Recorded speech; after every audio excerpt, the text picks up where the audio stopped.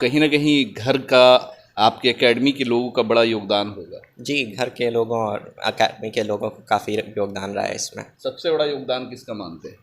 पापा का और मम्मी का। कंसिस्टेंसी से प्रैक्टिस करते रहना चाहिए। एक लिमिटेड मतलब फिक्स नंबर ऑफ क्वेश्चन तो हर रोज़ करना चाहिए। और ये टीचर की बात माननी चाहिए। ये टीचर सब काफ़ी एक्सपीरियंस रहते हैं और खुद आईआईटी एनआईटी से रहते हैं यूजुअली। असद मेहनती था, दिमाग में अच्छा खासा है, बट थोड़ा सा जो है ना असद में दिक्कत ये है ना कि असद नंबर ऑफ क्वेश्चंस को ज़्यादातर जो है ना करने के बजाय जो है ना वो थ्योरेटिकली सोचता था, पेन कम उठाता था वो, है ना। वो दिमाग से ही जो है ना क्वेश्चन को करने की कोशिश करता था कि जितना हो सके उससे करता था, है ना। असद ने हमारे लिए भी बहुत अच्छा रिजल्ट लाया है, ये हमारे लिए भी अच्छी बात है।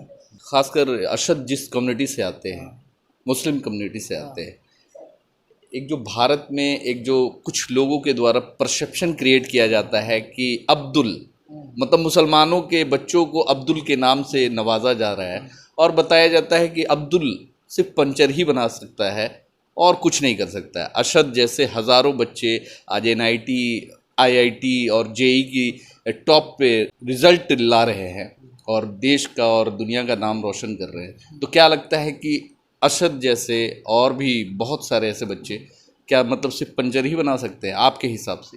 रिलीजन का पंचर बनाना या किस चीज़ से कोई रिलेशन नहीं है। हम एज एजुकेटर जब क्लास में पढ़ा रहे होते हैं तो हमारे लिए कोई रिलीजन वहाँ मैटर नहीं करता है, कौन अब्दुल है या कौन अजय राम कुमार है या अजय कुमार है, ये मैटर नहीं करता है। वहाँ पे जो बच्चा, एज एजुकेटर हम सारे बच्चे पे सेम ध्यान देते हैं, लेकिन हम भी थोड़ा बाइस्ड हो जाते हैं जब बच्चा अच्छा करने लगता है। हो सकता है कोई रहीम हो या कोई अब्दुल हो, दोनों सेम कम्युनिटी से है, लेकिन अब्दुल अच्छा कर रहा है तो हम उसके तरफ थोड़ा बाइस्ड हो जाते हैं, नहीं चाहते हुए भी। सबसे ज़्यादा खुशी माँ बाप से ज़्यादा खुशी गुरु को होती है कि मतलब बच्चा, अगर मेरे द्वारा पढ़ाया गया बच्चा आज ऑल इंडिया रैंक में चुना जाए तो एक बड़ा एक अचीवमेंट अपने आप में हासिल माना जाता है। तो कैसा आपको लग रहा है आपके एकेडमी के बच्चे आज ऑल इंडिया रैंक में आ रहे हैं? तो देखिए, अक्सर हम लोग ना, हम एडुकेटर बच्चों के लिए सेलिब्रिटी होते हैं। जब क्लास में होते हैं, कोई टीचर्स डे होता है या कुछ होता है, तो बच्चे अपने साथ सेल्फी लेते हैं, है ना। तो उस समय हमें लगता है कि हम सेलिब्रिटी हैं, लेकिन जब बच्चों का रिजल्ट आता है उस दिन हमारे लिए हमारे बच्चे सेलिब्रिटी होते हैं। हम चाहते हैं उसके साथ हमारा पिक्चर आए। सुबह उठते ही जब हमें रिजल्ट पता चला, हमने सबसे पहले स्टेटस लगाया। स्टेटस लगाने के बाद इसको फ़ोन किया, है ना, क्योंकि वो मेरे लिए, हमें लगता है कि हमारा अचीवमेंट है। जेईई एडवांस में ऑल इंडिया रैंक के 1629 रैंक लाने वाले हमारे साथ में अरशद इकबाल हैं, जिन्होंने आज 1629 रैंक लाया है और बिहार ही नहीं पूरे फुलवारी शरीफ, पूरे पटना का नाम रोशन किया है। अनअकैडमी एजुकेशन से इन्होंने तालीम हासिल की, जेईई की तैयारी की और आज ऑल इंडिया में 1629 रैंक ला करके पूरे फुलवारी शरीफ, पूरे बिहार का नाम रोशन किया है। सबसे पहले तो बहुत बहुत मुबारकबाद हो अरशद। कैसा लग रहा है कि आज जो लाखों की भीड़ में आप पे 4 डिजिट के रैंक में आए हैं? 4 डिजिट का नंबर लाना बड़ा एक मायने रखता है, कैसा लग रहा है? खुशी तो काफ़ी हो रही है इस चीज़ की, और 2 साल पढ़ा तो होना ही चाहिए था।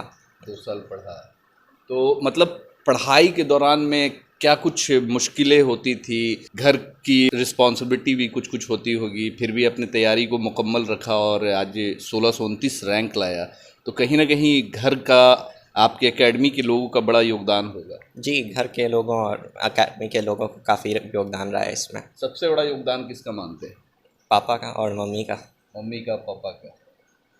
तो क्या बनना है अब आगे की, क्या है लाइफ का, क्या ये है कि क्या करना है? सिविल चुनना है, मैकेनिकल में जाना है, क्या करना है? अभी तो इसके बारे में पूरा श्योर नहीं है। कुछ दिन इंजीनियर बनना है? इंजीनियर बनना ही है। इंजीनियर बनना है। और शाई हैं आपके बच्चे? थोड़ा पढ़ने में काफ़ी तेज़ है, लेकिन बोलने में थोड़ा जो है अक्सर देखा जाता है कि जो इंजीनियरिंग के स्टूडेंट होते हैं, मेडिकल के स्टूडेंट होते हैं, वो बोलने में काफ़ी शाई टाइप के ही ज़्यादातर देखा जाता है। तो आप क्या करते हैं वैसे पेशे से? मैं Maulana Azad college of engineering and technology में हेड ऑफ द डिपार्टमेंट हूँ, कंप्यूटर साइंस डिपार्टमेंट। जी, कंप्यूटर साइंस, आर्टिफिशियल इंटेलिजेंस और डेटा साइंस ब्रांच चलता है बीटेक का, और डिप्लोमा इन कंप्यूटर साइंस। तो चारों ब्रांच के एज ए हेड जो है वहाँ पे मैं जिम्मेदारी को अंजाम दे रहा हूँ।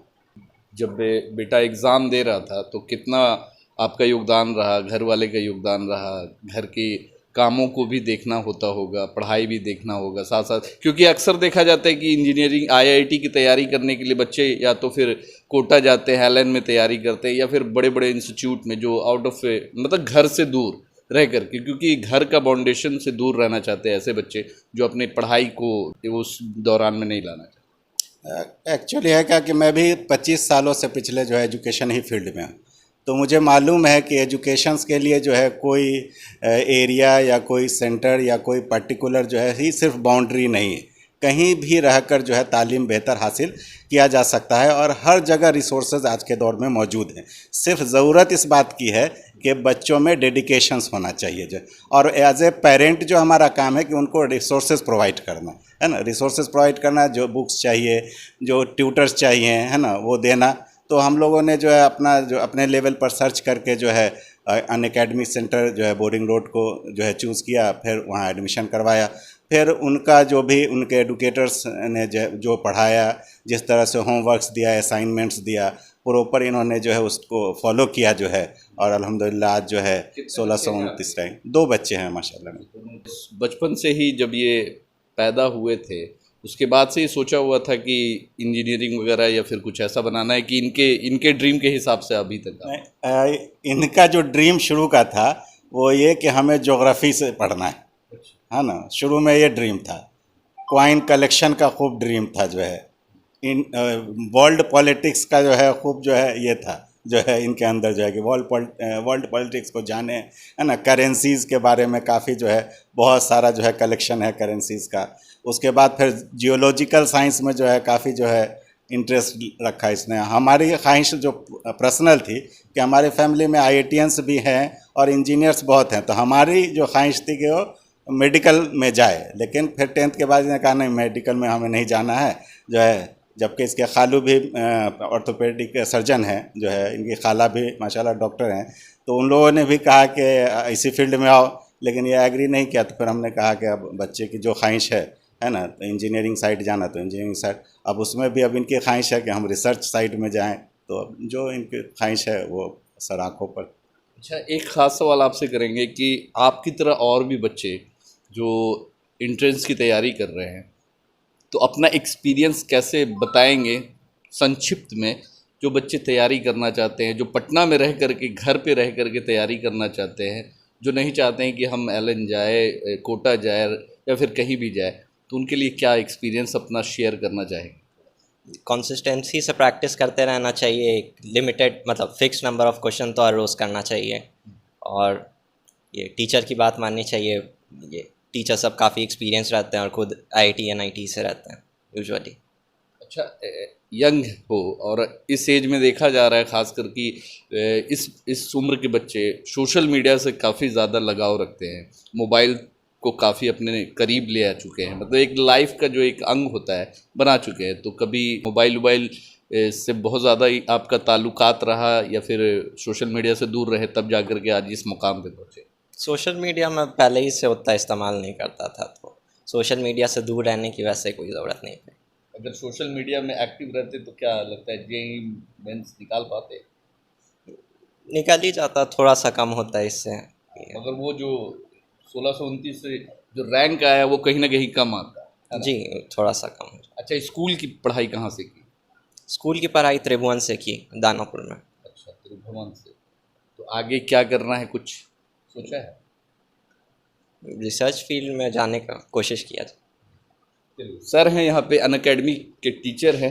कितना बड़ा योगदान रहा सर आपका, और आज आपके जो स्टूडेंट हैं 1629 रैंक लेके आए हैं, तो आपके एकेडमी का कितना बड़ा योगदान रहा और कैसा लग रहा है? देखिए, हमारे यहाँ जो एकेडमिक का सिस्टम है काफ़ी स्ट्रॉन्ग बना हुआ है। उसमें 2-3 चीज़ें हैं जो हमारे बच्चे को जो है करना पड़ता है कि आपको क्लास में अच्छे से आना है डेली। दूसरा चीज़ क्या, जो भी आपको पढ़ाया जा रहा है आप उसको डेली रिवाइज करिए, और जो मॉड्यूल टेस्ट वगैरह बच्चों को दिया जा रहा है उसको डेली फॉलोअप लेना होता है, उसको करना होता है।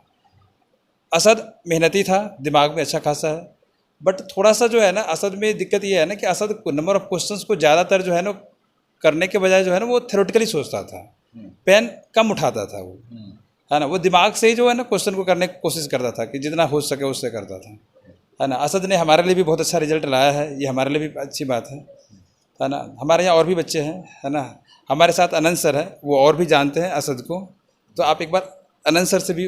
अनंत सर ये बताएं कि एक जो खासकर अरशद जिस कम्युनिटी से आते हैं, मुस्लिम कम्युनिटी से आते हैं, एक जो भारत में एक जो कुछ लोगों के द्वारा परसेप्शन क्रिएट किया जाता है कि अब्दुल, मतलब मुसलमानों के बच्चों को अब्दुल के नाम से नवाजा जा रहा है और बताया जाता है कि अब्दुल सिर्फ पंचर ही बना सकता है और कुछ नहीं कर सकता है। अरशद जैसे हज़ारों बच्चे आज NIT, IIT और JEE की टॉप पे रिज़ल्ट ला रहे हैं और देश का और दुनिया का नाम रोशन कर रहे हैं। तो क्या लगता है कि अरशद जैसे और भी बहुत सारे ऐसे बच्चे क्या मतलब सिर्फ पंचर ही बना सकते हैं आपके हिसाब से? नहीं, ये जो पंचर बनाने वाली बात है, ये हमें नहीं लगता है कि पूरा इंडिया का सोच है, ये कुछ लिमिटेड लोगों की सोच है।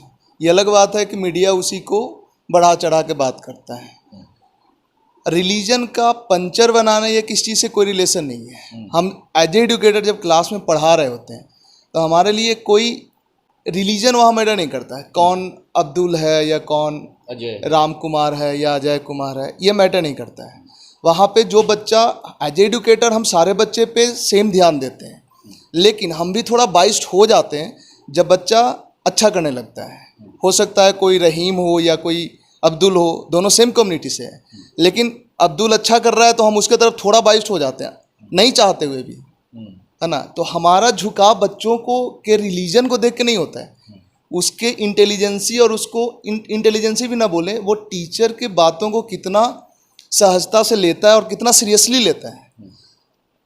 असद के लिए बात करें तो इसका एक बहुत ही इम्पॉर्टेंट चीज़ था, बहुत अच्छा था, इसमें रेगुलर रहता था, क्लासेस नहीं छोड़ता था, कैजुअल रहता था थोड़ा। हमने पूरे क्लास में जिस बैच में ये था सबसे ज़्यादा डांटा होगा तो असद को ही डांटा होगा, और आज सबसे बेहतर रैंक यही दिया है। अक्सर देखा जाता है कि सीधे साधे बच्चे अक्सर पिटाते भी हैं और डांट भी खाते हैं। इसका क्या था ना कि कुछ करने के लिए दिए, कुछ क्वेश्चंस दिए, तो हो सकता है कि वो क्वेश्चंस कैलकुलेशंस हो रहा है तो उसको छोड़ देगा, है ना। थोड़ा कैजुअली लेता था, हमें लगता है कि ये थोड़ा ज़्यादा सीरियसली लेता तो आज और भी अच्छा काफ़ी अच्छा रैंक होता। बट ठीक है, इतना कैजुअल रह के ये जो रैंक लाया ना वो काफ़ी अच्छा, और हमें लगता है कि कैजुअल रह के ही रैंक लाना चाहिए। बहुत सीरियस दिन रात पढ़ के रैंक ला रहे हैं, अब क्या है, मतलब बचपना खराब कर लिए। इसने बचपना भी जिया और रैंक भी दिया, और क्या चाहिए। अच्छा, आपके अन अकेडमी में अगर बच्चे, बहुत सारे बच्चे जिनके पास इकोनॉमिकली कुछ प्रॉब्लम है, वो चाहते हैं कि JEE की तैयारी करे, इंट्रेंस की तैयारी करे, पैसे नहीं है, तो वैसे बच्चों के लिए आपके पास क्या सहूलियत है? क्या वैसे बच्चों को आप लोग ये करते हैं, सपोर्ट करते हैं? देखिए, दो चीज़ें हैं। एक है कि जो बच्चा इकोनॉमिकली वीक है लेकिन वो होशियार है, इंटेलिजेंट है, तो उसके लिए हमारा स्कॉलरशिप टेस्ट है। अगर उसमें अच्छा कर लेता है तो हम 99% तक स्कॉलरशिप दे सकते हैं। दूसरी बात, कोई बच्चा है कि इंटेलिजेंट नहीं है और वो JEE करना चाहता है, हमारे टेस्ट में उसका स्कॉलरशिप नहीं मिला, तो उसके लिए है कि बहुत सस्ता हमारा ऑनलाइन कोर्सेस है, वो 4,500 5,000 के आसपास का उसका प्राइस है। तो अगर कोई इंटीरियर बिहार में कहीं रहता है तो अपने यहाँ इंटरनेट के थ्रू ऑनलाइन कोर्सेस लेके भी बेहतर कर सकता है।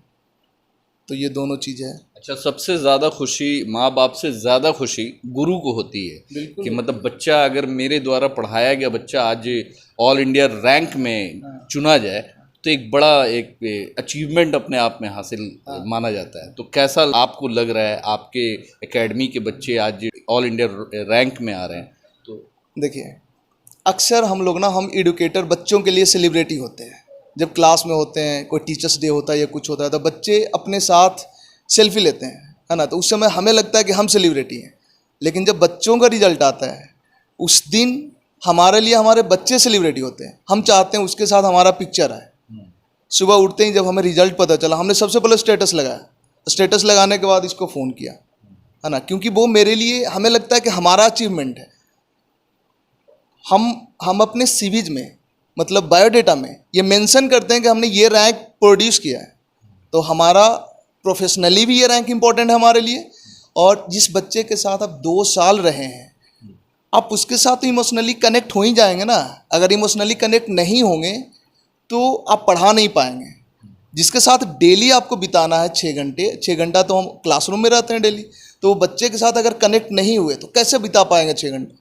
तो बच्चे के साथ हमें तो लगता है इस एज में जितना देर बच्चे के साथ उसके पेरेंट्स रहते हैं, हम उनके पैरेलल रहते हैं, कुछ केसेस में तो उनसे ज़्यादा रहते हैं, क्योंकि लाइब्रेरी में बच्चा पढ़ रहा होता है, क्लास 6 घंटा कर रहा होता है। और हमारी खुद की भी बात कीजिए तो हम अपने फैमिलीज़ के साथ कम रहते हैं, इन बच्चों के साथ ज़्यादा रहते हैं। हमारी फैमिली तो यही हो गई, कितने देर हम रहते हैं फैमिली के साथ, 9 बजे ऑफिस, रात में 8 बजे घर, दिन भर 3 बच्चों के साथ हैं, तो इमोशनली तो पूरा कनेक्टेड रहते हैं हम। आगे के फ्यूचर के लिए क्या सजेशन देना चाहेंगे अरशद को कि क्या कैसे आगे का जो ये है उसको कैसे अचीव करें? हाँ, हमने बोला है सद को कि अभी जो 3-4-5 दिन का टाइम है, इसमें अगर कोई रिलेशन में कोई सक्सेसफुल आदमी है, कोई ITN है या कोई PhD IT से किए हुए हैं, कुछ ऐसे लोग हैं, या हमारे अनअकैडमी के सीनियर्स जो पिछले साल IIT क्रैक किए हैं, उसके पिछले साल किए हैं, टीचर्स जो ITN हैं, उनसे बात करें, है ना, और फिर लास्ट में खुद डिसाइड करे करना क्या है। 10 लोगों से बात करेगा तो ये समझ आएगा कि क्या करना चाहिए। एक अच्छी बात है अरशद में कि अभी तक उसने कुछ डिसाइड नहीं किया कि ब्रांच कौन सा लेंगे। अच्छी बात है, अब टाइम आया है डिसाइड करने का, क्योंकि अभी तक तो नहीं इसने इलेक्ट्रिकल पढ़ा है, ना ही मैकेनिकल पढ़ा है, ना ही CSE पढ़ा है, तो इसके लिए तो सब एक जैसा है। 10-15 दिन इस पर रिसर्च करेगा तो कंक्लूजन पे आ जाएगा। आपके हिसाब से क्या करना चाहिए, किस चीज़ में इसका माइंड ज़्यादा अट्रैक्ट होता था आपके हिसाब से, और उसी पे ये फोकस कर सकता है, आगे उसी में फ्यूचर बना सकता है? इस क्वेश्चंस का आंसर बड़ा मुश्किल है। मुश्किल इसलिए है क्योंकि जो बच्चे 1000 रैंक, 1500 रैंक वाले, 1600 रैंक वाले होते हैं, उनका ना तीनों सब्जेक्ट में इक्वली पकड़ होता है, फिजिक्स, केमिस्ट्री, मैथ। अगर हम बोलेंगे कि केमिस्ट्री इसका अच्छा था तो फिजिक्स वाले टीचर बोले नहीं फिजिक्स भी इसका अच्छा था, मैथ वाले बोलेंगे मैथ भी इसका अच्छा था। तो अब तीनों तो इसको आता है, तो बड़ा मुश्किल है कि किस तरफ। हम ये ज़रूर कह सकते हैं कि जो भी ब्रांच लेगा उसमें अच्छा करेगा, और मेरे समझ से ब्रांचेज भी सब सेम ही होता है, बस कोई भी ब्रांच ले उसमें काफ़ी अच्छा करे, तो ये जिस भी ब्रांच में जाएगा काफ़ी अच्छा करेगा। चलिए।